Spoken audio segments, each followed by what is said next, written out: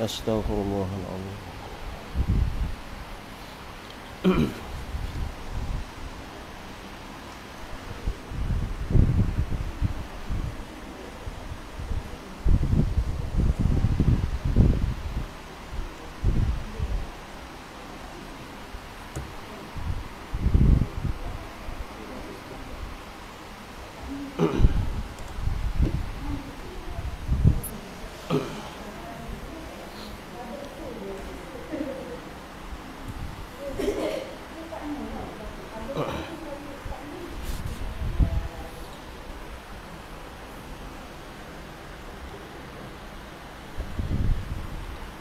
Assalamualaikum warahmatullahi wabarakatuh. Ila hadratin nabiyil mustafa sallallahu alaihi wasallam, thumma ila arwahi azwajihi wa dhurriyyatihi wa ashabihi wattabi'ina wattabi'ina lahum bi ihsanin ila yaumiddin, thumma ila arwahi kafatil anbiya'i wal mursalin salawatullahi alaihim ajma'in, thumma ila arwahi walidina wa masyaikhina wa walidihim wa masyaikhihim. Ala hadhihi niyyah wa ala kulli niyyatin salihah syai'un lillah. Lahumul Fatihah.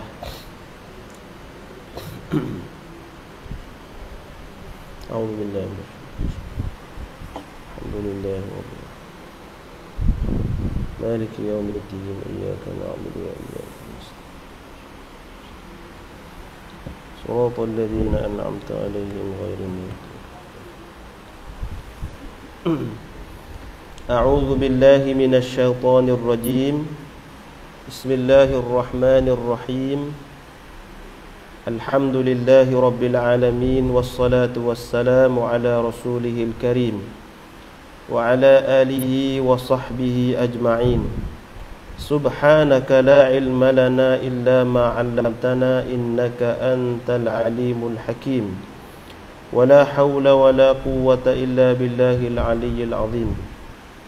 نوينا التعلم والتعليم والتذكر والتذكير والنفع والانتفاع والإفادة والاستفادة والحث على تمسك بكتاب الله وسنة رسول الله والدعاء إلى الهدى والدلالة على الخير ابتغاء وجهه وقربه وثوابه سبحانه وتعالى. أما بعد.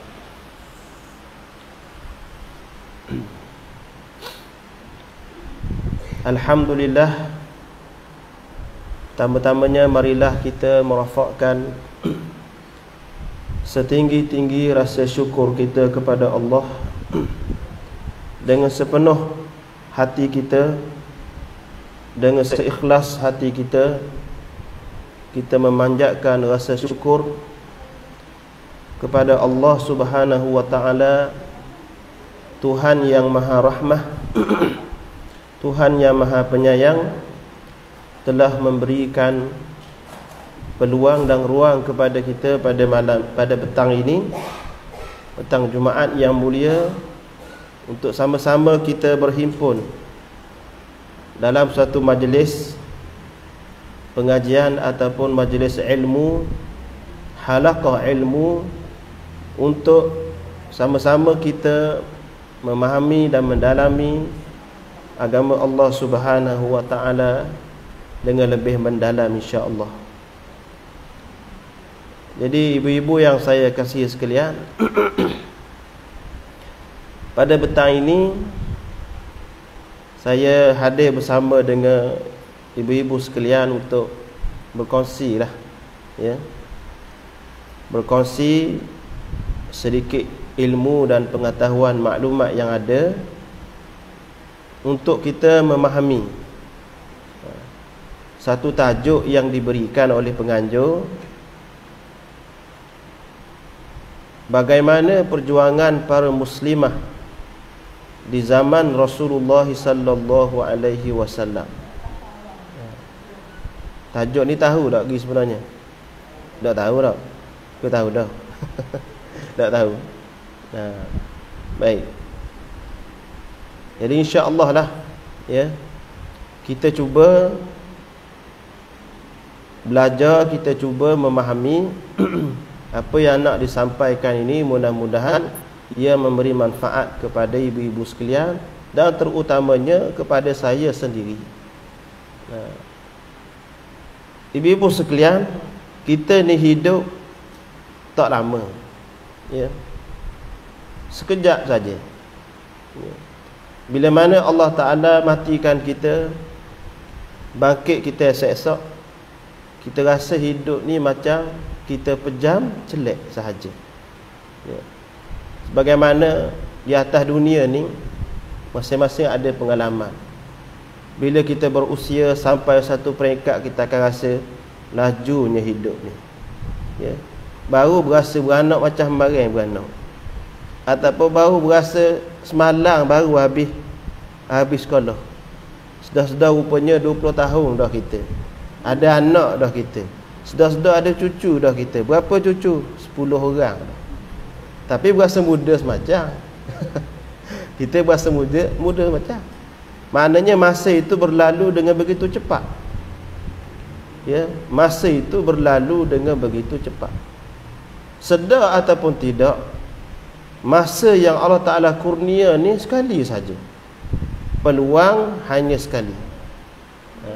Kalau kita menyedari perkara ini, hakikat masa itu hanya sekali saja, nescaya kita tidak akan bertangguh lagi dalam beramal. Kita tak tangguh dah, ya. Orang yang tangguh-tangguh ni kerana dia rasa ada peluang pula, ya. Orang bang Allahu Akbar, ya. Bagi orang lelaki khususnya, kata tak apa, esok boleh mayang lagi jemaah, dak hari ni pun, ya. Tapi bagi orang yang menyedari bahawa hakikat masa tu sekali. Hari ni kita semayang zuhur atau semayang Jumaat. Jumaat yang kita tunaikan hari ni itu Jumaat hak lepas ke Jumaat hak baru? Hak baru. Hakikatnya masa pukul 3 hari ni masa yang baru, masa yang belum pernah kita lalui lagi. Walaupun kita kata kemarin ada pukul 3, tapi kemarin pukul 3 masa yang lain. Subuh saat ni kita sembahyang, subuh itu hanya sekali saja. Lepas kita sembahyang, lepas pada subuh, subuh tu dia berlalu pergi mengikut qada yang telah kita lakukan. Kalau waktu subuh kita sembahyang berjemaah, maka pergilah subuh kita dengan amal soleh sembahyang berjemaah.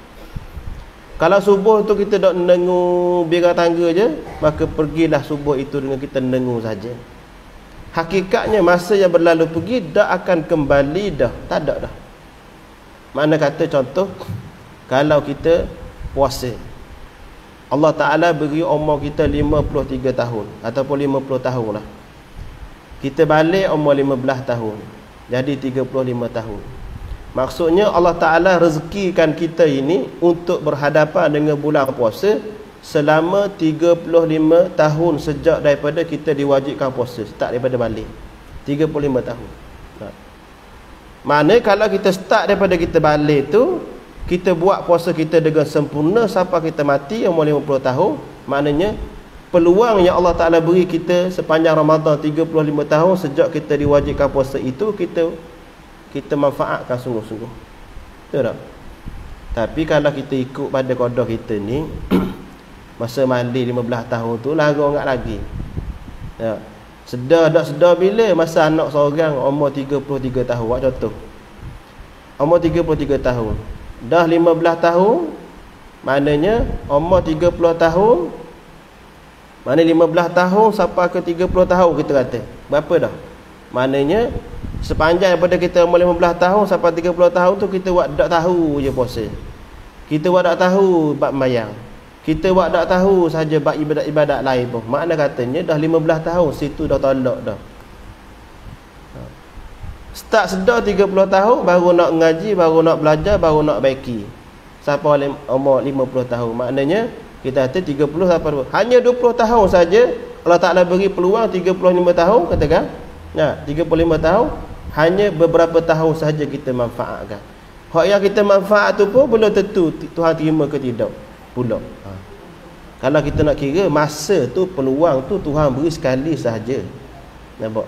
Batulah ibu-ibu sekalian, bab masa ini Allah Ta'ala bersumpah, Bismillahirrahmanirrahim, wal asri innal insana lafi khusrin. Demi masa, kerana masa peluang itu hanya sekali sahaja. Sebab tu ada peluang ada peluang belajar, ada peluang buat ibadah, jangan bertangguh lagi, sebab kita tak tahu bila kita mati. Ibu-ibu yang saya rahmati Allah sekalian, balik kepada perbincangan kita ni berkaitan bagaimana perjuangan para muslimah di zaman Rasulullah sallallahu alaihi wasallam. Sebab apa kita pilih tajuk ni? Ya. Sebenarnya kita nak cerita berkaitan dengan perjuangan para muslimah ni, ya, yang berada di zaman Rasulullah dari kalangan ummahatul mukminin dan juga para sahabiat. Sebenarnya kita nak buat contoh, kita nak tiru, ibu-ibu sekalian, kita ni kelas-kelas orang lala, kelas-kelas orang lupa pada Tuhan. Kita nak jadi baik, mesti kena contoh yang orang baik. Maka tak ada cara dah nak jadi baik melainkan mencontohi orang yang paling dekat dengan Nabi, yakni para sahabat, para ummahatul mukminin, ibu-ibu orang beriman, yakni isteri-isteri Rasulullah, Sayyidatuna Khadijah, Sayyidatuna Saudah bintu Zam'ah, Sayyidatuna Aisyah, Sayyidatuna Hafsah radhiyallahu taala anhunna ajma'in. Ya, sudah tentu kita kena contohi mereka. Ya. Dan kita mencontohi Nabi kita Muhammad sallallahu alaihi wa alihi wa baraka wasallam. Ya. Kerana mereka ini telah dijamin oleh Nabi sallallahu alaihi wasallam sebagai manusia yang terbaik di zaman tu. Manusia terbaik. Ada seorang tabi'in. Dia bertemu dengan seorang sahabat, kalau tak silap saya Al-Aqra' bin Habis, kalau tak silap lah. Tabi'in ni kata, beruntung kamu kerana mata kamu pernah melihat Rasulullah dan kamu pernah hidup di zaman Rasulullah. Kalau ikutkan gitu tak? Butuh tak? Lalu sahabat ni marah kepada tabi'in. Dia kata, kenapa kamu tak bersyukur? Ni kita ubah panggil alih bahasa dalam bahasa kita lah. Ya. Kalau nak terjemah ibarat satu-satu, maka masa pula. Dia kata mana? Dia kata, kenapa kamu tidak bersyukur? Kenapa kamu nak hidup di zaman yang Allah Ta'ala tidak takdirkan kamu hidup di zaman tu? Ya. Sedangkan dia cerita, kalau mu hidup di zaman tu, mu tak tahu lagi mu jadi mana. Maksudnya apa? Maksudnya sahabat ni nak ayat kepada tabi'in ni, betapa sukarnya hidup di zaman Rasulullah sallallahu alaihi wasallam dalam menghadapi cabaran. Cabaran keimanannya, cabaran nak taat kepada Allah. Di peringkat awal nak sembahyang pun tak boleh. Rasulullah di Mekah diserang, diperang oleh kaumnya sendiri. Rasulullah dengan para sahabat hijrah ke Madinah pun lagi diserang pula, lepas ada kerajaan diserang pula oleh kaum musyrikin Mekah, dikhianati pula oleh orang Yahudi. Bermacam-macam ujian yang dihadapi oleh orang Islam waktu itu, termasuk para sahabat Nabi radhiyallahu taala anhum ajma'in. Tengok sahabat ni tegur, patut mu bersyukur kerana mu dak hidup di zaman aku. Kalau mu hidup di zaman aku bersama Rasulullah, belum tentu mu jadi siapa. Entah-entah kita tu jadi Abu Lahab, ataupun kita jadi Abu Jahal, ataupun kita jadi orang Quraisy, ataupun orang munafik yang menentang Rasulullah sallallahu alaihi wasallam kerana terlalu dahsyat kuat ujian di waktu itu. Nah, pernah Sayyidina Huzaifah cerita meriwayatkan hadis ketika perang Ahzab di waktu malam yang gelap gelita, waktu yang sangat sejuk. Perang Ahzab berlaku di musim sejuk. Lalu Nabi tanya, siapa malam ini nak menjadi SB, Maknanya pengintip pergi ke pihak musuh, ke kamp musuh, mendapatkan maklumat, cerita royak kepada kami apa yang berlaku. Senyap Nabi kata, siapa yang berani, Nabi kata dia akan bangkit bersama dengan Nabi Allah Ibrahim alaihissalam. Nabi kata kelebihan dia. Senyap sunyi sahabat tak berani. Tak ada sahabat yang bangkit berani nak sanggup cabaran Nabi, tak berani. Kemudian Nabi kata lagi, Nabi cabar yang kedua pula. Dah kali pertama tak ada orang senyap sunyi ni, ya, masing-masing takut dalam keadaan gelap gelita, sejuk, nak menghadapi musuh perang Ahzab berapa puluh ribu, berapa ribu orang nak depan ni perang Ahzab. Lalu Nabi kata, siapa yang berani pergi mengintip, ambil maklumat musuh, beri kepada kami, dia akan bangkit bersama aku. Pun senyap sunyi sahabat, tak ada seorang yang berani. Akhirnya Sayyidina Abu Bakar cadang, ya Rasulullah, Huzaifah. Lalu Huzaifah kata, ya Rasulullah, sebenarnya aku takut rupa-rupanya. Kemudian Nabi kata, pergilah, kamu tidak akan ditawan. Kata Rasul, Nabi jamin dia, baru dia tidak akan. Barulah Huzaifah berani nak pergi. Nak wayak apa dia? Betapa sukarnya, getirnya saat hidup bersama dengan Nabi sallallahu alaihi wasallam. Sebab itulah Allah memberikan anugerah iman, amal yang sangat tinggi kepada mereka. Maka tidak ada orang lain yang boleh kita jadikan contoh melainkan para sahabat, ibu-ibu sekalian. Termasuklah para ummahatul mukminin radhiyallahu taala anhum ajma'in. Baik. Bila kita sebut tentang perjuangan para muslimah ini, tidak lain tidak bukan kita mesti balik kepada asas. Perjuangan asas kita ialah kita menyempurnakan perintah-perintahnya Allah Ta'ala. Itu asas, ya. Menyempurnakan perintah Allah Ta'ala. Sebelum kita pergi bincang kepada para ummahatul mukminin, para sahabiah, ada yang menyertai perang, ada yang menginfakkan harta bendanya, ada yang melakukan kebajikan, ada yang beribadah kepada Allah Subhanahu wa Ta'ala. Dia asas dia sebelum timbul hak kita sebut saat ni tu, perbuatan amal-amal yang kita kagum saat ni itu adalah balik kepada asas keimanan dan juga asas kita terhati itu sendiri. Mujahadah melawan hawa nafsu yang ada dalam diri kita ini. Itu asas dia. Secara kesimpulannya petang ini, dah syarah panjang pedah boleh hak ni boleh balik dah maknanya. Para ummahatul mukminin dan para sahabiah ini asas dia, mereka dilihat hebat itu kerana apa? Kerana barang yang ada dalam diri mereka itu daripada keimanan dan ketakwaan kepada Allah. Sebab itulah mereka jadi hebat. Mereka boleh keluar berperang seperti mana Sayyidatuna Umarah Al-Ansariyah. Sayyidatuna Umarah Al-Ansariyah ni berani tak berani dia masa perang Uhud, dia menjadi orang yang mempertahankan Nabi tanpa perisai.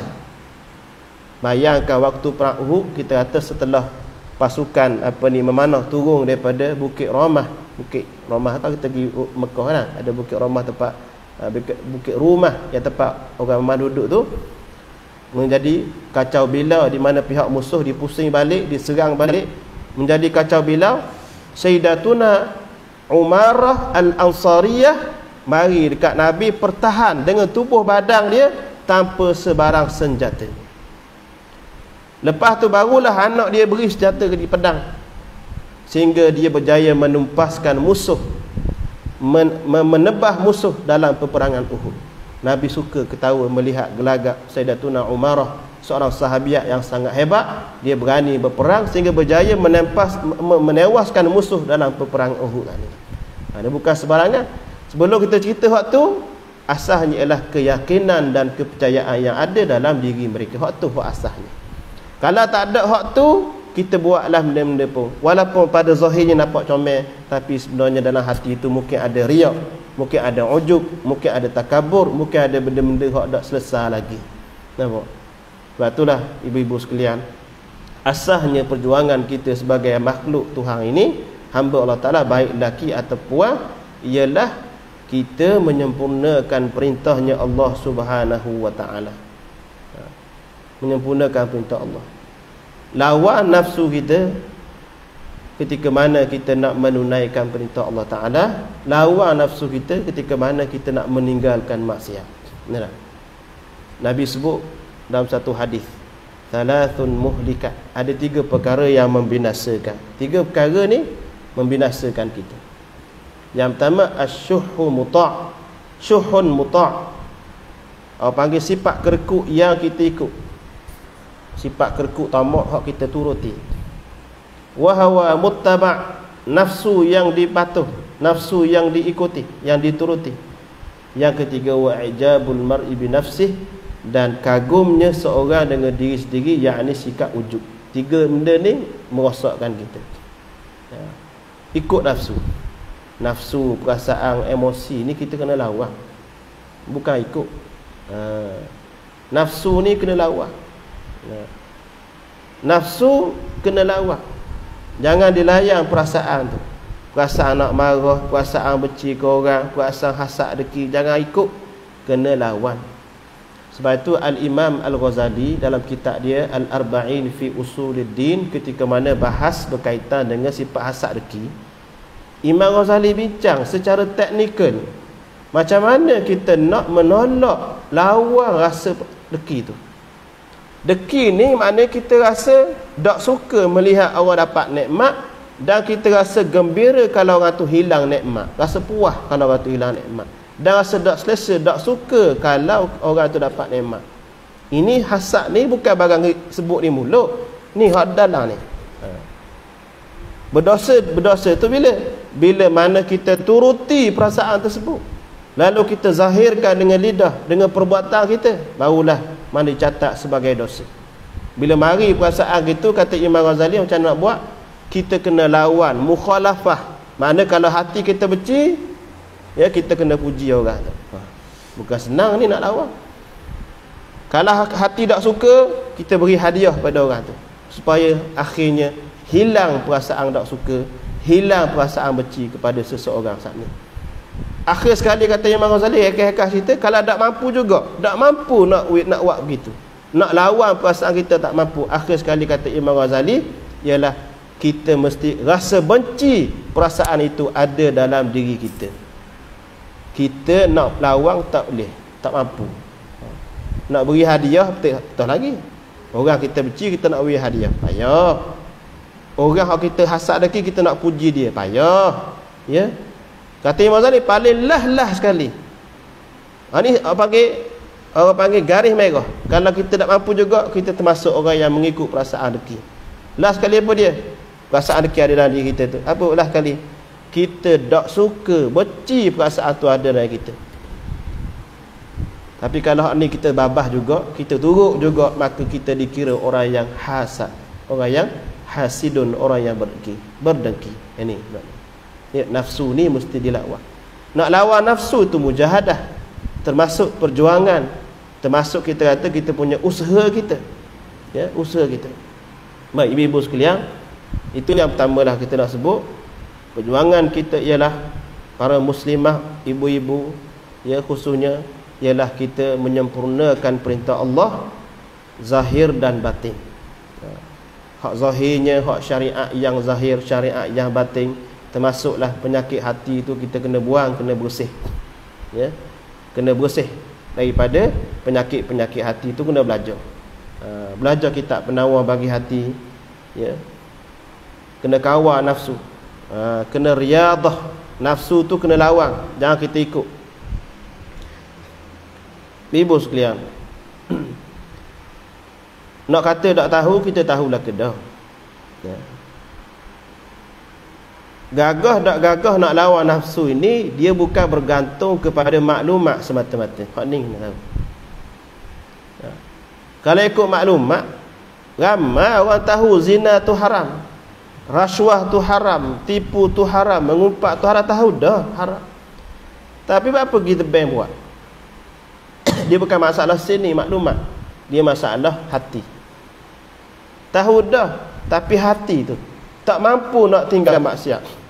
Hati tu tahu dah kelebihan sembahyang tahajud, hati tu tak mampu nak lawang tidur. Sebab itulah ulama-ulama tasawuf dia kata, Makanan kepada akal ialah ma'rifatul aqli, ilmu. Itulah kita ngaji, kita dengar, kita belajar, kita baca. Itu makrifat untuk ilmu. Penting juga sebagai panduan pedoman untuk maknanya buat ibadat. Yang kedua ada ma'rifatul qalbi, makrifat bagi hati. Makrifat bagi hati ni makanan dia adalah zikrullah, zikir, amal ibadah, tadabbur Quran, tadabbur hadis. Pagi-pagi kita baca Quran, baca terjemahan tadabbur dengan niat tadabbur, menghayati. Tadabbur tafsir lain. Tafsir ni kita takwil huraian-huraian murak-murak ayat, kehendak-kehendak ayat. Tadabbur ni kata apa ni Syekh Farid Al-Ansari, tadabbur ni ialah kita memerhatikan di hujung ayat berkaitan dengan diri kita. Contohnya kita baca ayat azab. Contohnya kita baca ayat innal ladzina kafaru sawa'un 'alaihim a'anzartahum am lam tunzirhum la yu'minun. Tuan cerita pasal sifat awal kafir, bila beri peringatan sama sahaja dia kufur kepada Allah Taala, sama je. Orang kafir dak endah ayat Tuhan. Jadi bila kita baca ayat ni, kita kaitkan dengan diri kita ni guana. Ayat ni cerita pasal awal kafir dak endah perintah Tuhan. Dah kita lebih kurang aja. Orang baca ayat Quran, orang ceramah perempuan pun kita ada tak tahu. Tahu-tahu dah kita tak layan pun. Nampak. Ada juga mana adik-beradik macam perangai orang kafir. Bukan kafir maknanya, tapi perangai tu ada. Perangai orang munafik tu ada. Perangai macam perangai orang kafir pun ada juga. Dak endah pada ayat Allah Subhanahu Wa Taala. Itu panggil tadabbur. Maknanya kita perhatikan hujung-hujung ayat itu kaitan dengan diri kita. Bila mana Tuhan cerita tentang sifat ahli neraka, kita tengok ada tak pada aku. Allahu Akbar, ada rupanya. Kita pun menangis, sedih, takut. Bila Tuhan cerita tentang sifat orang beriman yang berjaya, khusyuk dalam sembahyang, suka sedekah, bangun malam, tunai zakat dan seumpamanya, kita renung pada diri kita, ada tak pada aku? Tak ada rupanya, aku ni tak berjaya lagi. Itu panggil tadabbur. Jadi kata Imam Ghazali, tadabbur hadis, tadabbur ayat Quran ni makanan kepada rohani kita. Hak ni jadi kuat. Sebab itulah bila sining kuat, dia akan tolak maksiat. Kalau sining tak kuat, walaupun tahu rasuah tu haram, tahu dah ni rasuah ni, dari segi maklumatnya rasuah, tapi hati tak kuat ambil nampak? Sebab nak menentukan buat taat ataupun tolak maksiat, dia bukan pada sining semata-mata, tapi sining di hati ni. Itulah nafsu ni kita kena tolak, lawang dia, bukan diikuti. Bukan diturut, kena lawan nafsu ni. Jangan ikut perasaan sangat, ya. Jangan kita ikut perasaan. Pernah satu hari, panjang cerita pula bab ni, Sayyidatuna Aisyah radhiyallahu taala anha duduk di sisi baginda Nabi sallallahu alaihi wasallam. Tengok Nabi ajar didik para sahabat macam mana jangan ikut nafsu. Mari seorang Yahudi dia hina Rasulullah. Dia kata assalamu alaikum. Kalau bahasa kita gak kasar sikitlah, mapuhmu, matimu. Sayyidatuna Aisyah ni dengar gitu marah ke Yahudi kata itu semua. Dia kata benda panjang, dia kata wa alaikum wa la'anallahu, apa ni disebut, mapuh juga atasmu Allah Ta'ala, moga Allah Ta'ala laknat kamu, moga Allah Ta'ala murka kamu. Lalu Nabi kata apa? Ya Aisyah, Nabi kata wahai Aisyah, berlemah lembutlah. Jangan cakap gitu, berlembutlah. Nabi suruh berlembut. Kemudian Aisyah kata, ya Rasulullah, kamu tak dengar ke apa yang dia kata? Kamu tak dengar ke apa yang dia kata? Nabi kata balik pada Aisyah. Nabi kata mana? Kamu tak dengar ke aku kata apa? Bila mana Yahudi tu kata gitu Rasulullah, 3 utir dia beri. Assalamu, dia bagi saya kata assalamu alaikum, mati kamu. Nabi jawab apa? Wa alaikum, atasmu juga. Aisyah ni beri 3 dah. Mapuhmu, murka Allah ke atasmu, laknat Allah ke atasmu. Nabi tegur, berlembutlah Aisyah, berlembutlah. Dan Aisyah kata, wahai Rasulullah, tak dengar ke apa yang dia kata kepada kamu? Nabi kata apa? Nabi kata, apakah kamu tak dengar apa yang aku ucap? Situ kalau kita perhati ayat apa? Nabi seolah-olah Nabi nak ayat wahai Aisyah, jangan ikut perasaan. Ya. Kalau nak ikut orang, perasaan orang, atau kita ni jangan turut perasaan orang. Jangan kita turut orang panggil emosi orang. Kalau orang marah, kita jangan marah tak. Kita ni biasa gitu tau. Bila orang kurang ajar kita, kita pun kurang ajar juga. Apa buat kita? Dia kurang ajar kita. Orang marah kita marah tak? Nabi kata apa? Aisyah lembut. Walaupun orang tu kata pada Nabi berat, Nabi kata, wahai Aisyah, mu nak dengar ke apa yang aku ucap? Nak wahai Aisyah, seolah-olah Nabi nak khabar, jangan ikut nafsu, jangan ikut perasaan marah tu, ikut sunnah Nabi SAW. Masa kita, orang marah kita, orang cela kita, orang kata ke kita, kita ada dua pilihan. Sama ada kita nak ikut rentak orang tersebut ataupun nak ikut sunnah Nabi. Mana sih? Biasa-biasanya kita ikut rentak orang tu. Kalau orang tu ajak gomo, kita ajak gomo juga jawabnya. Kalau orang tu kata uduh kita kata uduh atek lah. Sebab apa? Kita mengikut rentak orang saat ni. Tapi Nabi SAW larang, wa Aisyah, jangan ikut rentak orang. Ikut aku ni. Ikut apa yang aku ajar. Nabi kata, wa alaikum, sepatah. Satu balas satu. Kata para ulama ketika menghuraikan hadis ini, kerana Nabi masih meletakkan harapan supaya dia masuk Islam dengan melihat akhlak Nabi SAW. Sebab tu jangan doa laknat dan murka Allah selalu. Jangan. Ada ketika ada, tapi jangan lagi. Mungkin ini bersifat peribadi, mungkin Nabi maknanya ada harapan lagi orang ni boleh masuk Islam. Jadi kita muamalah dengan orang, jangan turut nafsu marah. Kalau ikut nak marah, memang widi gedah padang. Tapi Nabi kata, mu nak dengar ke apa yang aku ucap? Ikut Nabi SAW. Ketika orang marah kita, macam mana nak buat? Ikut Rasulullah, suruh kita bersabar, jaga lisan kita. Nampak? Nah, ini kita kata nak menunjukkan bahawa jangan kita ikut perasaan kita, jangan ikut emosi kita, ikutlah Nabi SAW. Ibu-ibu sekalian, yang seterusnya ialah kita nak cerita bab kait dengan orang puang hari ni. Nah, jadi panjang sikit, tapi tak apalah, kita masuk gitulah. Bukan maknanya tetap ada manfaat, mudah-mudahannya insya-Allah begitu. Saya nak sebut hari ni ialah bagaimana golongan wanita ini sebenarnya mempunyai kedudukan yang tinggi di sisi Allah Subhanahu wa taala. Islam mari mengangkat kedudukan orang puang sebenarnya. Orang puang, orang lelaki dari segi tanggungjawab taklifan ibadat kepada Allah sama saja. Tak ada perbezaan pun pada asasnya. Cumanya adalah perbezaan sikit-sikit dalam perkara-perkara cabang.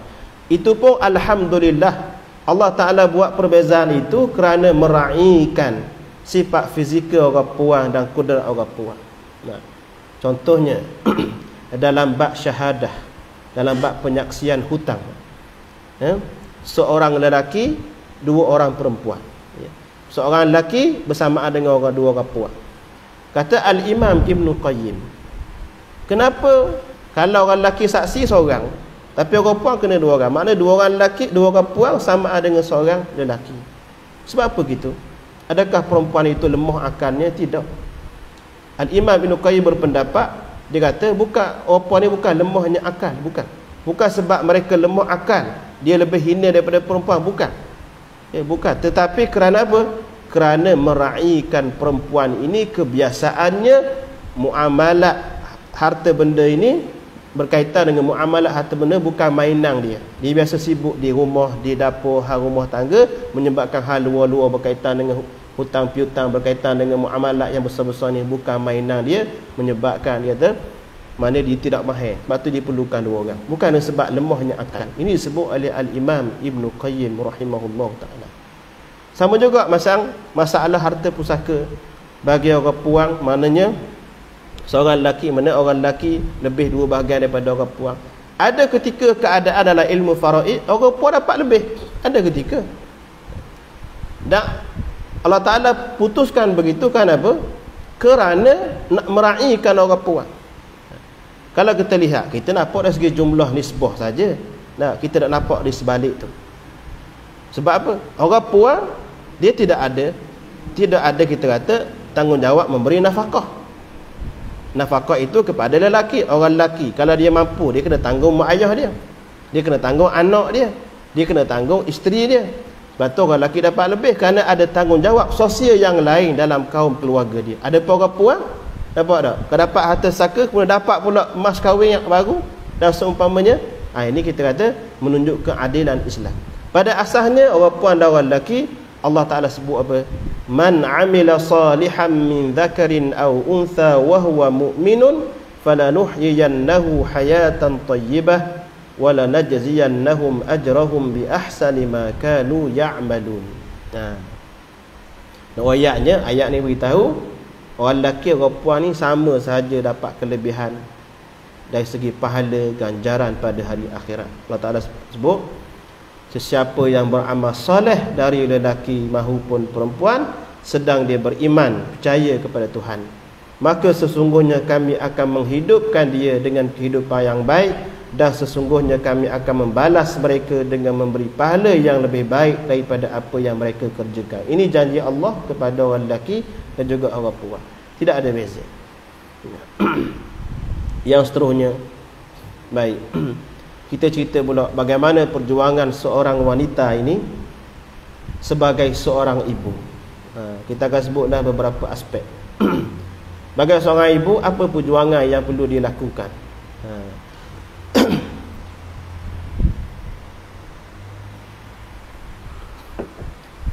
Yang pertama, sebagai seorang mak, lepas saya ni mak belaka insya-Allah, tu orang kali, cucu. Dan di sana ada kewajipan yang perlu kita faham. Yang pertama ialah didik anak dengan agama dan adab. Didikkan. Bab didikan ni Nabi pernah pesan kepada kita. Diriwayatkan daripada Sayyidina Ali radhiyallahu taala anhu karramallahu wajhahu alaihi salam. Ali kata, adibu auladakum ala thalathi khisal. Didiklah anak kamu di atas, didik anakmu 3 perkara. Hubbi nabiyyikum wa hubbi ali baitihi wa tilawatil Quran. 3. Setengah riwayat kata alimu auladakum. Didiklah anak kamu 3 perkara.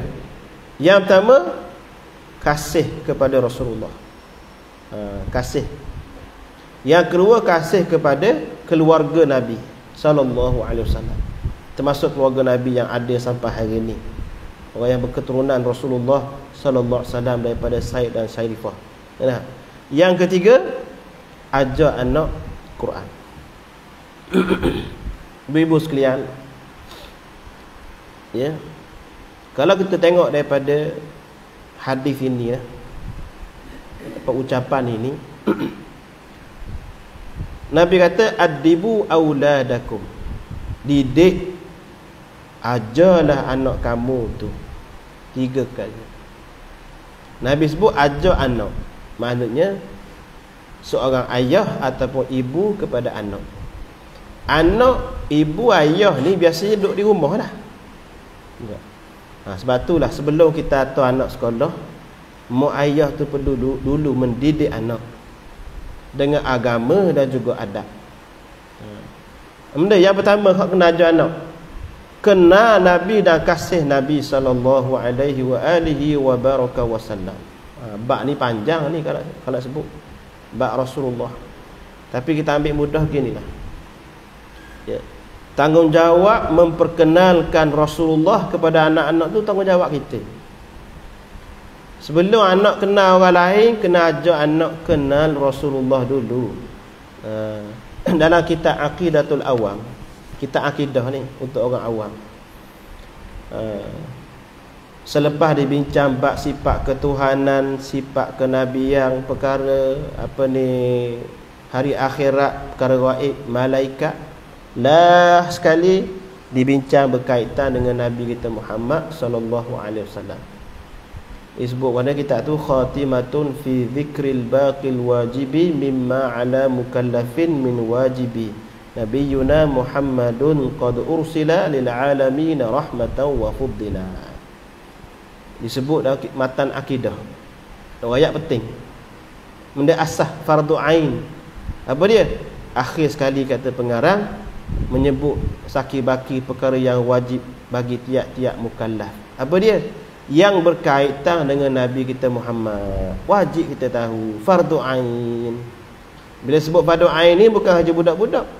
Kalau orang tua pun tapi tak kenal Nabi lagi, wajib dia kena belajar kenal Nabi sallallahu alaihi wasallam. Bila kenal Nabi, tuan-tuan sekalian, manusia yang paling mulia, manusia yang paling sempurna, bila kenal Rasulullah, kita makin, maknanya makin apa? Makin hebat Nabi di hati kita. Makin kasih kita kepada Nabi. Makin sempurna Nabi di sisi kita. Nabi sempurna dah, tapi maknanya kita akan merasa betapa sempurnanya makhluk Allah Rasulullah sallallahu alaihi wasallam ni. Nabi kita Muhammad sallallahu alaihi wasallam. Kalau tak kenal, kita tak akan cinta. Tak akan timbul cinta kalau kita tak kenal Rasulullah. Adapun kita manusia biasa ni, kalau bukan Nabi ni, bila orang kau kenal, kau menyapah. Mula-mula kali pertama tengok, oh bagus tak ni. Lama-lama kenal, lebih kurang kita juga. Tak. Huduh juga perangai. Itu makhluk selain daripada Nabi. Tetapi Nabi sallallahu alaihi wasallam makin kenal makin kasih. Itu kena ajar anak kita kasih Nabi, kena kenal nasab Nabi, pak saudara Nabi, anak Nabi, isteri Nabi, wafat di mana, lahir di mana, ke bumi di mana, daripada keturunan mana, anak berapa orang, kena tahu maklumat tentang Rasulullah sallallahu alaihi wasallam. Dan ni satu. Cerita bab Rasulullah ni panjang dah orang cerita dah, bulan Maulid. Tapi asalnya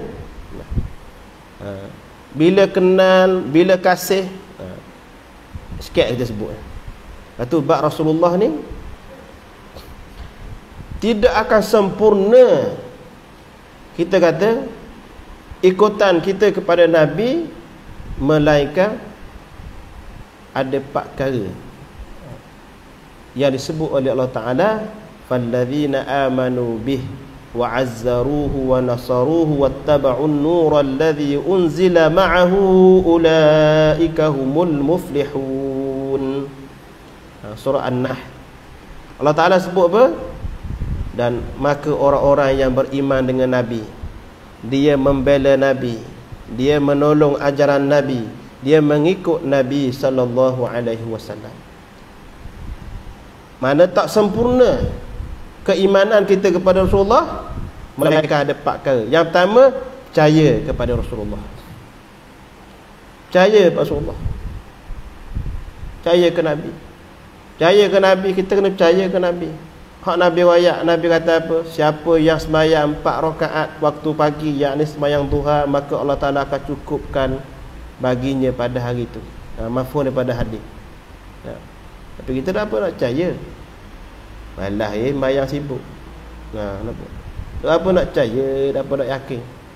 Tapi kalau orang kata petang ni ambil Terengganu umum, pukul 3 petang di Masjid Abidin nak bagi bitih 50 orang. Berderu mari. Asal ambil umum lah, dalam WhatsApp heboh. Tak rasmi ni, kenyataan rasmi. Berderu. Jaga mari. Apa berderu ramai? Ada kenyataan saat ni orang sebo dok West kata nak bagi bitih 50 orang. Kita tak tahu kepala ekor, tak tahu mari mana, kita percaya kita mari tu. Tak percaya pun, kalau tak percaya pun tak apa, bab pitih kita teragi. Kalau betul boleh pitih, tak betul balik. Dah hak Rasulullah khabar, siapa yang sembahyang isyak berjemaah diberi pahala seperti bangun malam, separuh malam. Sembahyang subuh berjemaah dapat pahala ibadat sepanjang malam. Ada gitu, ada je. Dah usah kata nak buat, terang pun tak mampu. Terang pun tak mampu. Nampak? Ini kita kata sejauh mana kepercayaan kita kepada Rasulullah sallallahu alaihi wasallam. Beriman dengan Nabi. Tak cukup beriman saja. Kalau beriman saja macam jadi kisah Dzul Khuwaisirah. Dzul Khuwaisirah dia beriman dengan Nabi. Dia orang munafik di zaman Nabi. Kuat sembahyang dia. Ambil wuduk apa? Batal air sembahyang, ambil air sembahyang. Satu hari dia masuk majlis. Dalam majlis Nabi tengah bagi harta rampasan perang. Dia masuk majlis kata, "Ya Muhammad, i'dil." Kurang ajar. Bukan tidak sembahyang, bukan orang Islam ni beriman. Ambil wuduk sama. Kuat sembahyang. Masuk dalam majlis Nabi SAW, dia kata, "Wahai Muhammad, berlaku adil lah." Nabi kata, "Kalau aku tidak adil, siapa lagi yang paling adil?" Lalu dia beredar, dia pergi sembahyang. Pergi Sayyidina Abu Bakar nak pergi pacung kepala, nak bunuh. Dia orang munafik ni, bukan orang beriman ni sebenarnya. Nak pergi bunuh, tengok dia tengah sembahyang ada adil. Pergi Sayyidina Umar ada adil tengah sembahyang. Ya, Sayyidina Ali nak pergi ada. Hari dan Nabi sebut apa dia? Nabi kata akan lahir daripada sulbi orang ini orang yang akan menimbulkan fitnah di akhir zaman. Islam beriman tapi kurang ajar dengan Nabi kerana tidak mengenal hakikat Nabi sallallahu alaihi wasallam. Itu kena ada yang kedua, wa'azzaruh, mengagungkan Nabi. Mengagungkan Nabi lah, kenal Nabi, kasih Nabi, kemudian kena tolong ajaran Nabi. Wa nasaruh, yang keempatnya kena ikut ajaran yang Nabi sampaikan kepada kita semua. Empat kali. Sampai aku apa kita ni? Kopak. Baik. Ibu-ibu sekalian, jadi kena ajar anak-anak kita ni kena Rasulullah, kemudian kena kasih kepada keturunan Nabi, para sahabat, anak beranak Nabi, keluarga Nabi yang wujud sampai sekarang, ya, daripada Said dan juga Asy-Syarifah. Nampak? Ya, kena kasih. Lepas tu kita kena jaga, hormati. Kata Kiai Maimun Az-Zubair, dia kata ahli bait, orang yang berketurunan Nabi ni, silsilah dia, nasab keturunan, sambung nasab dengan Nabi SAW ni, sekalipun ada tu dia kadang-kadang yalah perangai dak apa comel. Biasalah orang iman dia kadang turun kadang naik. Ya, nak di akhir zaman. Dia kata, orang tanya Kiai Maimun Az-Zubair, dia kata keturunan Nabi ni, ya, walaupun kadang-kadang dia itu perangai huduh, tapi tetap kita kena jaga, kita kena hormat dia, kena jaga adab dengan mereka. Dia seperti Quran cari. Quran yang cari duduk atas latar. Kita kena hormat tak? Kena hormat. Kena ambil, kena ada wudu, kalau ada ayat Quran, kena ambil, tipa molek, kena hormat. Begitulah umpamanya. Sebab tu kita kena jaga lidah kita. Kalau ada kadang-kadang tu dia sombong ke, ataupun ego atau cakap lebih kurang, kita kena jaga. Jangan kita buat lebih kurang, ataupun jangan kita, maksudnya tanggungjawab kita hanya mencegah kemungkaran, menasihati dengan cara yang baik, selebihnya serah kepada Allah. Jangan kita pergi cerca keturunan dan seumpamanya pula, kerana keturunan ini keturunan Rasulullah sallallahu alaihi wasallam. Ini adab. Dia kalau para habaib, al-habib, Umar dan seumpama itu semua adalah kita kata anak cucu cicit Nabi sallallahu alaihi wasallam. Di akhir zaman ni para ulama besar supaya kita beriktimad, berpegang dengan mereka, nasihat-nasihat dan juga ajaran yang dibawa oleh mereka. Baik tuan-tuan sekalian.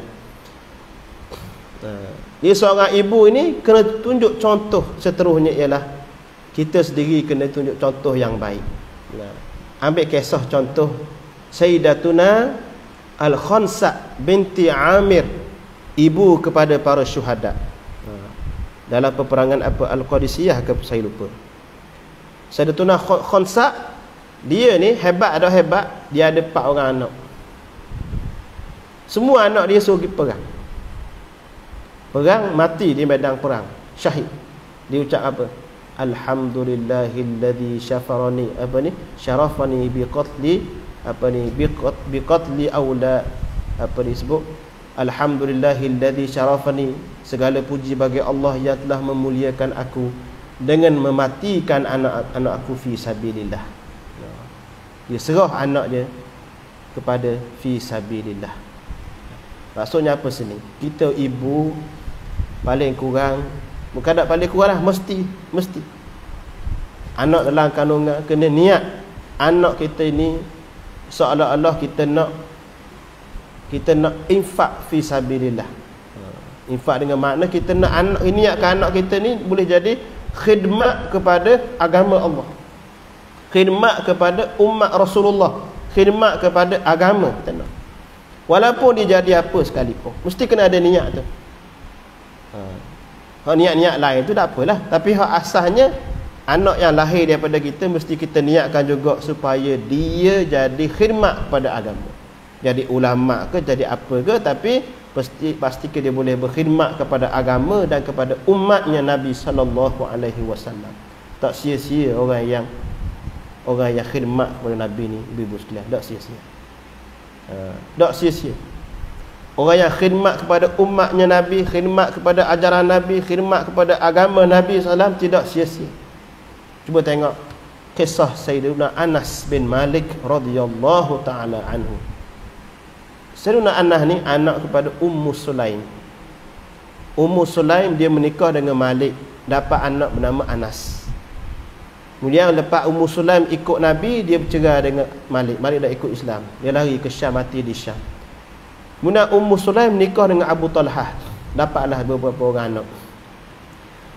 Sayyidina Anas ni waktu kecil, umur 10 tahun. Bila setibanya Nabi di Madinah, Ummu Sulaim dengan suaminya Talhah hingga jumpa Rasulullah.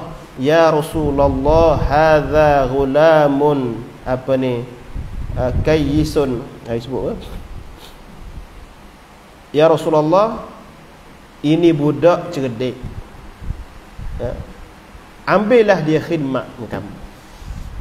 Nabi sapa di Madinah, Anas waktu tu umur 10 tahun. Ya Rasulullah, budak cerdik, ini budak cerdik, ghulamun disebut kayyisun rasanya. Saya tak ingat matanya yang bahasa Arab tu. Disebut ini budak cerdik ya Rasulullah, ambil khidmat pada kamu. Ini sahabat. Kita hak cerdik-cerdik suruh ngaji dunia tak? Ni cerdik ni seorang ni nak jadi doktor, bukan kata salah, nak cerita perangai kita. Ni cerdik seorang ni jadi engineer. Ni seorang ni otak kelas Z lah kali. Atau pondok dah. Sudah. Atau hak pondok ni hak dah apa cerdik. Padahal nak ngaji agama tu lebih payah pada engineer ngaji hak dunia lagi. Tu dia. Bukan kata salah, haram tidak, tapi sikap kita. Sama juga kita nak derma ni kalau ikutkan lan tanalul birra hatta tunfiqu mimma tuhibbu. Kita sayang kita beri, tapi hak dak habis makan kita beri. Kata dak sah tapi dak apa comel. Adat dalam memberi gitulah. Jadi ayatnya Sayyidatuna Ummu Sulaim dan juga Abu Talha beri anak hak cerdik khidmat Rasulullah. Hak cerdik kali. Berkat duduk dengan Nabi 10 tahun. Daripada 10 tahun sampai ke 20 tahun. 10 tahun tempohnya. Sebab tu banyak hadis-hadis yang riwayat tentang jasad Nabi. Sayyidina Anas yang meriwayatkannya sebab dia gaul dengan Nabi. Ekak-ekak cerita. Satu hari Nabi pernah pergi ke rumah Ummu Sulaim. Nabi semayang berjemaah di situ. Kemudian kata ibu, kemudian Nabi berdoa kepada keluarga Ummu Sulaim. Nabi doa, berkat rasa kira dah. Tidak ada tandingan. Nabi semayang jemaah di rumah dah, Nabi semayang. Nabi doa keberkatan kepada keluarga Ummu Sulaim dan Abu Talha. Kemudian mak kata mana? Ya Rasulullah, doa tak anak aku ni, khadim ni, orang yang khidmat pada kamu. Nabi kata apa? Allahumma akthir Allahumma akthir malahu wa auladahu wa barik fihi, atau kama qala Rasulullah. Nabi doa khusus kepada Sayyidina Anas bin Malik, ya Allah, perbanyakkanlah hartanya, amwalahu wa auladah, perbanyakkanlah anak cucunya, dan berkatilah kepada Sayyidina Anas. Sayyidina Anas berkat khidmat ke Nabi, dia dapat doa khusus ke Nabi. Apa dia?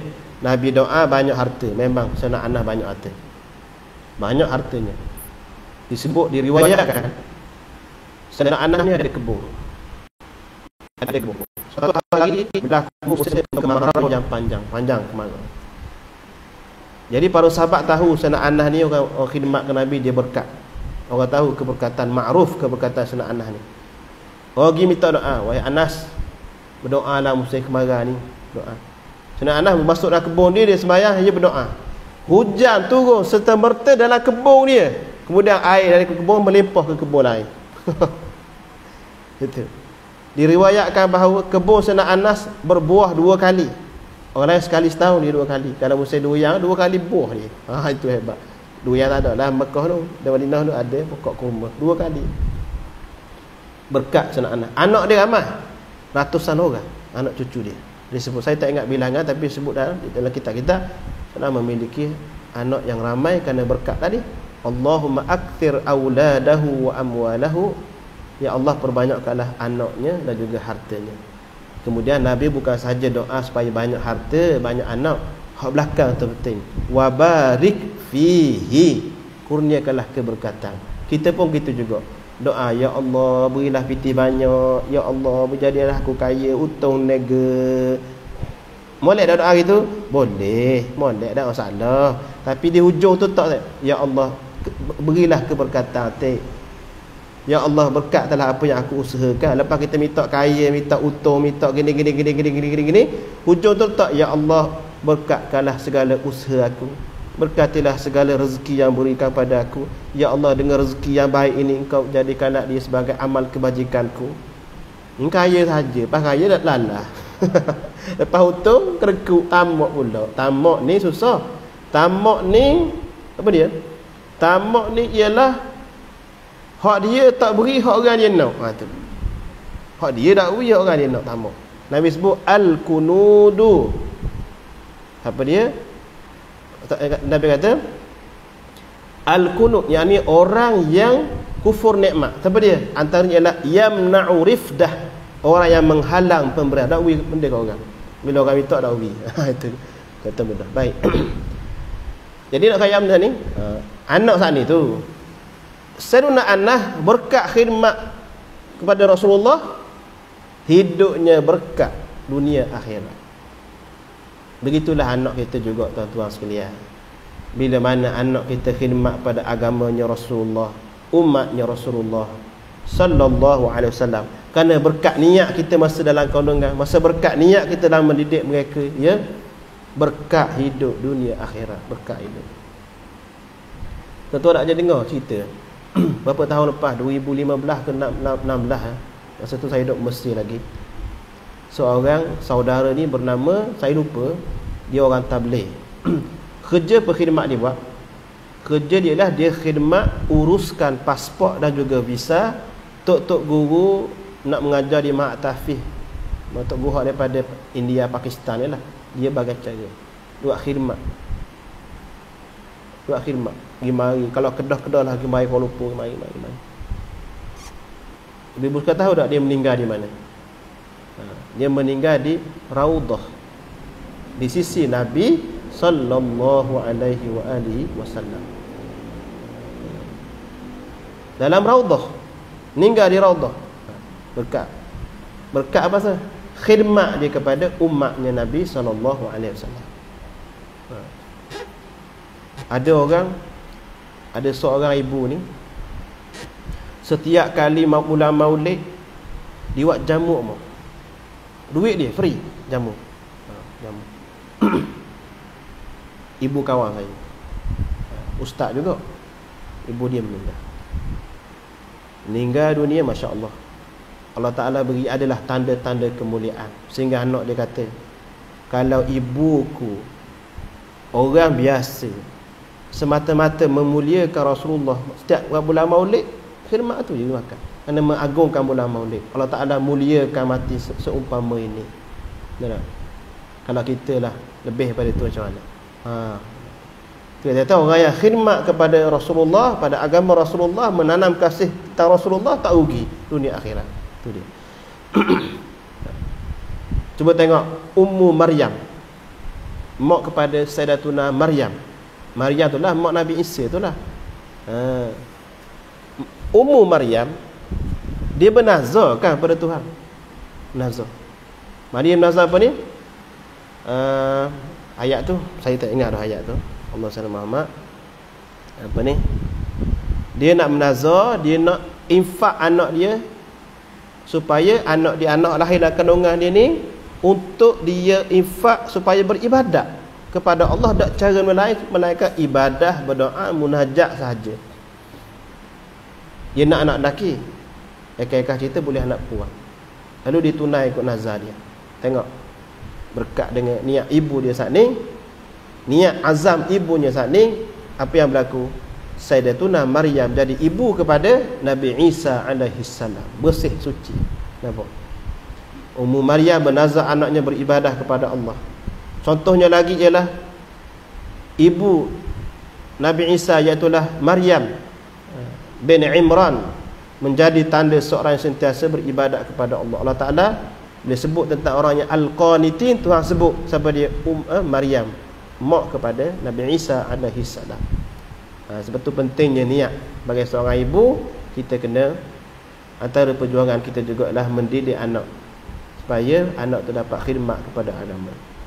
Apa dah? 5 minit ni. Dia pasal apa tengok jam tu? Suara ala-ala tak ada ni.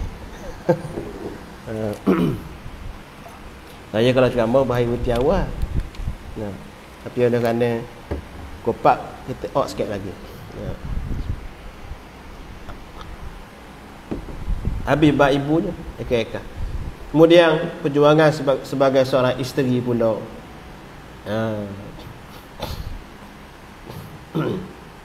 Baik, Islam ni mulia, ibu-ibu sekalian. Kalau ikut ajaran selain daripada Islam, ajaran Hindu, orang puan tu macam binatang. Ajaran Hindu dan ni dah ada lagi, tapi hak kita baca-bacalah. Tengok dalam kitab-kitab ayat yang tadi disebut oleh Syekh Nuruddin Athiri, sebut ajaran Hindu orang puang dia ni macam binatang, tak ada benda. Bila mana mati suami dia, mana siap jagalah si isteri saat ni, perempuan saat ni, untuk dilayan seperti binatang, tidak ada nilai. Sebab tu bagi mereka, orang puan tu lebih rela mati dibakar sama suami daripada diteruskan hidup. Sebab apa? Kalau hidup kena azab, dilayan macam binatang, baik rela mati. Sebab tu kadang-kadang dia bakar sekali untuk lelaki dia bila mati suami. Itu ajaran. Kalau di barat pernah berlaku di Amerika, di Eropah dulu, sebelum abad kurun yang ke-20, maknanya sebelum pertengahan kurun ke-19, kurun ke-18. Sebelum pada itu di Amerika, di Eropah berlaku orang puang ni tidak ada hak pun nak miliki harta, tak ada. Orang puang tu boleh beri pinjam pada orang, boleh diberi pinjam, mula dia boleh dijual, dibeli, macam hamba, tidak ada nilai. Datangnya Islam memberi hak. Nampak? Ada hak pemilikan harta, suami tak boleh kacau hartanya, suami pula kena tanggung nafkah dan seumpamanya. Itu banyaklah kalau kita tengok, kita baca bagaimana layanan barat jahiliah kepada, kita kata jahiliah, amalan jahiliah kepada wanita ni, kita boleh tengok betapa dahsyatnya. Ajaran Hindu tu pun dia kesinambungan daripada ajaran jahiliah zaman dulu. Datangnya Islam menghapuskan sistem tu, Islam mengangkat martabat orang puan. Bibu sekalian, mereka menganggap bahawa wanita itu seperti najis, macam najis yang perlu dijauhi. Lepas tu ada agama yang mengharamkan menyentuh orang puan. Ada ajaran yang menyentuh orang puan. Ini ajaran yang melampau. Ada pun Islam tidak begitu. Tidak. Ada peraturannya. Mudah ceritanya. Kemudian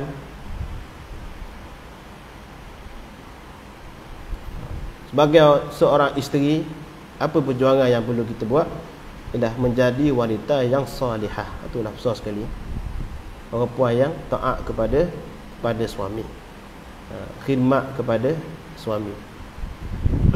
Pernah satu hari seorang perempuan bertemu dengan Nabi SAW. Mari dia wakil orang puan lah, wakil muslimah. Dia jumpa Rasulullah, dia kata, Allahu Rabbur Rijali wan Nisa'i wa lahunna. Allah Ta'ala tu Tuhan kepada orang lelaki, pada orang puan, pentadbir pada lelaki perempuan. Engkau wahai Rasulullah, Rasul kepada lelaki puan juga. Diwajibkan jihad ke atas orang lelaki, mereka dapat pahala. Nah, kalau mereka syahid, mereka hidup di sisi Tuhan mereka. Fama ya'dilu dhalika min a'malihim. Apakah bandingan yang demikian itu daripada, kita kata, amalan-amalan mereka? Itu orang lelaki dan orang puan Nabi kata apa? Ta'atu azwajihinna wal ma'rifatu bihuquqihim wa qalilum minkunna taf'aluhu. Orang puan duk petikai orang lelaki lah, seolah-olah begitu kan. Petikai maksudnya dia persoal. Dah orang lelaki kalau pergi perang boleh pahala. Sedap orang lelaki. Lepas tu kalau boleh pahala, mati-mati syahid pula, hidup di sisi mereka. Dah kita ni ke mana? Orang puan. Nabi kata apa? Orang puan ialah taat kepada suami-suami mereka dan juga mengetahui menunaikan hak-hak mereka, tanggungjawab kepada suami. Dan juga Nabi kata wa qalilum minkunna taf'aluhu, tapi hak ni ramai dak buat. Sebab itulah kita perlu faham tugasan kita ni. Kadang-kadang kita selalu orang panggil mempertikaikan orang lain tanpa kita sedar betapa besarnya nikmat yang Tuhan beri kepada kita ni. Ibu-ibu sekalian, nak hak besar kita tak ada lain dah. Di perut kita tu ada namanya rahim, daripada kalimah Rahman Ar-Rahim. Allah Ta'ala menamakan rahim dengan nama dia. Sebab apa? Menunjukkan kepada kasih sayang Allah kepada si ibu. Kasih sayang Allah kepada si ibu. Nah, ada pernah satu hari seorang ibu dia mari bertemu dengan Sayyidatuna Aisyah. Mari bawa dua orang anak, lapar, miskin, lapar, tak ada makanan. Mari jumpa Aisyah. Aisyah pergi ambil dalam rumah, setengah riwayat kata 3 utai kurma, setengah riwayat kata sutai kurma. Sutai kurma dia bagi 3. Bagi 3. Kurma tu panjang tu kan, dia bagi 3. Bagi anak dia, bagi anak dia. Setu dia pegang, dia tak makan lalu. Padahal 3-3 lapar. Lapar. Aisyah ni tak ada anak. Aisyah tak ada anak, isteri Nabi SAW yang tak ada anak. Dia rasa pelik, dia rasa ajaib. Mak dia kerak 3, 2 bagi ke anak, dia pegang tak makan, barang tengah lapar. Lepas sudah anak makan, anak tengok lapar lagi tak cukup, dia bagi pula, dia tak makan. Ajaib. Dicerita pada Nabi, Nabi kata, "Wa Aisyah, apakah kamu rasa kagum dengan sikap seorang ibu saat ni?" Nabi kata, Allah merahmati ibu saat ni sebagaimana dia merahmati anak-anak dia saat ni. Waya apa? Setiap kali adanya perasaan sayang kita kepada anak, penglihatan kita, belayan kita, didikan kita, kita ngasuh anak-anak dengan penuh kasih sayang. Setiap kali itulah Allah mencurahkan rahmat kepada kita. Kadang-kadang kita tak nampak rahmat Tuhan situ. Kita nampak rahmat Tuhan ni Mekah je. Kita nampak rahmat Tuhan ni sejik saja. Kita nampak rahmat Tuhan ni fi sabilillah saja. Orang lelaki sedap boleh pahala syahid, boleh pahala gini, pahala jihad, pahala gini-gini. Kita duk umur dengan anak-anak je. Tu rahmat tu. Nabi senyum kat Nabi kata, Allah Ta'ala merahmati ibu saat ni bagaimana dia merahmati. Nak ayatnya. Di sekeliling kita penuh dengan rahmatnya Allah Subhanahu wa Ta'ala, pintu-pintu rahmat. Ibu kita pintu rahmat. Abu Hurairah pernah meriwayatkan apa dia? Abu Hurairah mengatakan, ya, dari riwayat maknanya lebih kurang, sesiapa yang bersabar dengan kerana kedua ibu bapanya, maka dibuka kedua-dua pintu syurga. Kalau sesalah kita ada mak tua sakit tenak, kena gila cara ke dia, ataupun kita lagi sakit juga anak cara kita. Orang tua ni kerenahnya banyak. Macam budak kecil lebih. Kalau budak kecil tak ada akal, senang. Orang tua ada akal mari akalang dia pula. Penat kita nak layan kenah orang tua ni. Abu Hurairah meriwayatkan, siapa yang bersabar dengan kerana orang tua, maka Allah Ta'ala buka pintu syurga kedua-duanya. Kalau seorang-seorang lah. Kita nak nampak pintu syurga Mekah. Pintu syurga mana? Jauh-jauh tu. Pintu syurga sebenarnya ada di rumah kita. Mana? Mak kita yang sedang sakit, kita khidmat, itulah pintu syurga kita. Tak adanya mak, tak ada lah pintu syurga. Pintu syurga lain pula. Tak ada pintu syurga pada dekat kali mak ayah kita lah dulu sekalian. Sebab itulah orang tua kita kena banyak bersabar dengan karenah mereka. Sebab memang Tuhan beri tu ujian atas kita dah. Ya. Memang ujian. Tanggungjawab kita ialah bersabar. Kalau kita boleh wayak, kita wayak. Kalau tak mau dengar juga, mana orang tua. Jadi cukuplah. Tak perlulah kita nak tekan, nak berkerah, nak paksa dia ikut kita. Cukup kita diam, kita bersabar dengan karenah maka maka kita dapat pahala di situ. Indahnya kerana akhlak kan. Tengok, bila kita tahu, kita faham, jadi comel lalu. Nah, kadang-kadang nak ngajuk dengan orang tua. Nak ngajuk dengan orang tua tak padang. Tak padang, ngajuk dengan mak kita. Anak-anak ni, nak ingat balik hak Nabi sallallahu alaihi wasallam ajar pada kita. Cuba tengok bila orang tanya, sahabat tanya, ya Rasulullah, siapa kami nak khidmat? Nak baik. Nabi kata ummuka. 3 kali. Akhir kali 4 baru Nabi sebut ayah. Apa gitu? Kata para ulama menghuraikan hal ini kerana sebab ibu itu menanggung 3 kali susah. Susah yang pertama ialah susah mengandung. Yang kedua melahirkan. Yang ketiga membesarkan. Ada berlaku perceraian suami isteri, cerita dalam kitab zaman dulu. Berlaku suami isteri. Balah. Bila balah cerai, nak minta hak hadanah jaga anak. Pergi mahkamah. Tok hakim kata, wahai orang lelaki suami, sebab apa hujah kamu nak jaga anak? Apa hujah kamu nak jaga anak? Dia kata, anak tu asal daripada saya kan? Kan air mani tu daripada sulbi lelaki. Betul juga. Lepas tu lepas sudah mana beri hujah orang lelaki ni, hak puan pula. Nah, apa kata? Ya, memang daripada sulbi lelaki. Dan ibu ni orang alim juga. Dia kata, tapi tuan hakim kata, memang air mani itu asal daripada lelaki, tapi orang lelaki mengandungkan air mani dalam keadaan senang, mengeluarkan air mani dalam keadaan sedap. Adapun saya mengandungkan zuriat kandungan ni dalam keadaan susah. Beranak separuh mati, bela pula susah, menang dia. Boleh kemuk. Nampak?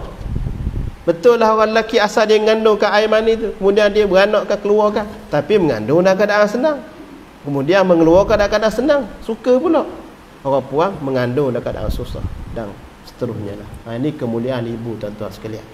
Jadi mana seorang ibu, isteri ini ialah maknanya khidmat kepada suami kita. Suami kita juga adalah pintu rahmatnya Allah Subhanahu wa ta'ala yang perlu kita khidmat dengan seikhlas mungkin. Jadi isteri solehah. Sebab Nabi sebut, maknanya antara nikmat dunia yang terbaik Nabi sebut, apa dia?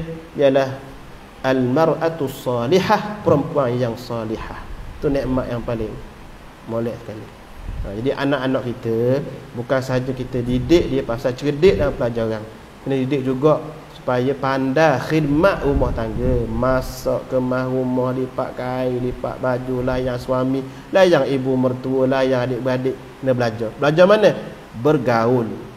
Jangan kita panggil anak saya 9A, 12A, 20A. Kalau ada cerdik boleh jawab belaka, tapi jenis tak pandai gaul dengan orang, duduk dalam bilik saja, hanya main dengan buku saja, ngadak laptop saja.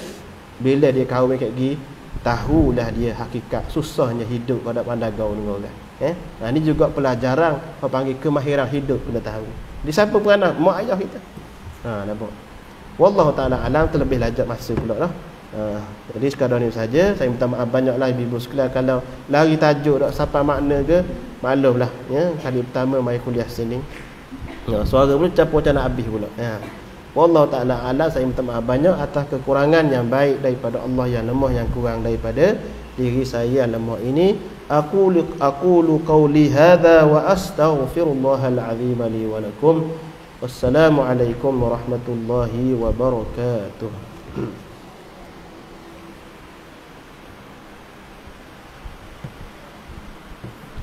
Rabbana zalamna anfusana wa illam taghfir lana wa tarhamna lanakunanna minal khasirin. Allahumma rzuqna mutaba'atan nabiyil mustafa sallallahu alaihi wasallam awwalan wa akhiran wa zahiran wa batinan wa qawlan wa amalan salihan walhamdulillahi rabbil alamin.